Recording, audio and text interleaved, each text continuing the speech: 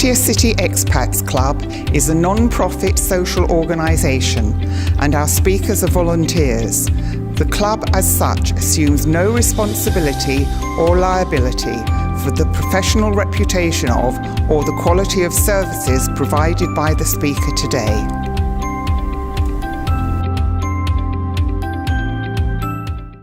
G'day and Swaddy Cub. Well, today we had a very important talk.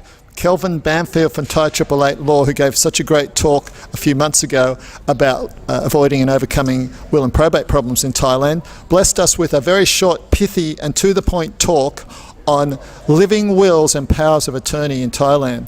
So this is a very important subject, living wills. So what would be your primary advice to people about living wills? Well, the first thing is it's free, and I think everyone should have one and put it onto the hospital database so that if something happens to you, you're covered.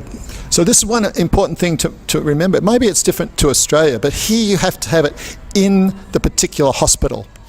It depends on the timing, because if you have a car accident or something like that, they take you to the nearest hospital, and maybe your living will's not at the nearest hospital, which brings into play a whole bunch of things. But normally there's some partner with you or a friend or something like that that can make all those arrangements and go to the right hospital eventually. So you have to get transferred to the hospital where the living will is. Oh yes, we have done others at different places because it's a universal one for Thailand.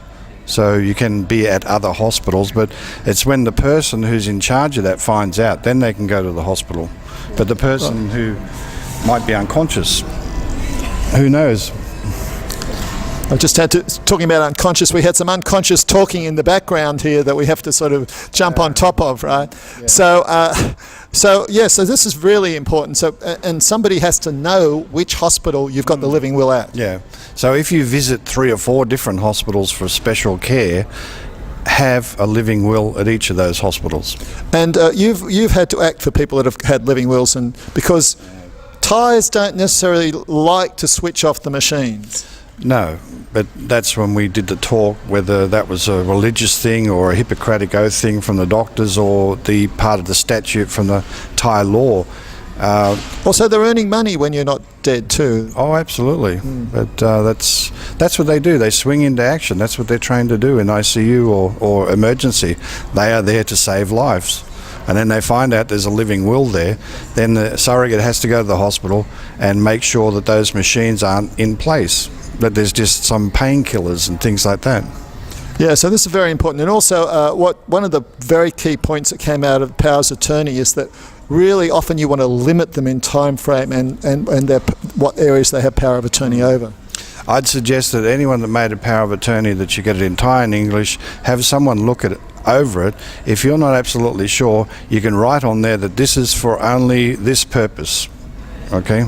And the other thing, of course, is don't sign anything in Thai if you don't read Thai unless you get it translated into English, so that you understand what you're signing. And this is where your firm can be very handy. Absolutely. About translating things. Yeah, we do that. Sometimes people just take a picture, send it to us by line, and Jep will look it over and say, okay, that's fine. But if there's something there, she'll say, don't sign it. Come in. Yeah, no, don't. Get to know a law firm, Thai 888 Law or wherever, and make sure you have somebody on call who you can trust to translate something in Thai before you sign it. Right? Otherwise, big horror stories have happened. Anyway, I want to thank Kelvin for another excellent talk, and people can find you at your website, which is www.thai888.com. So Thai888.com, and many of the members use his service for wills, etc., etc. And don't neglect these important areas of course comes up because people age here. Alzheimer's and power of attorney really important. Absolutely. I have a couple of clients that are Alzheimer's are affected, and I worry about them a lot, but they know where to come, my office, so they're okay. So I want to thank Kelvin for his talk and his service to our expat community. And meanwhile, next week we'll have a very exciting thing about the orphanage and Kun Toy and her journey with Father Ray, who's been such an iconic influence in this city. But for now, it's bye-bye and Swaddy Cub from Kelvin and Ren. Thank you.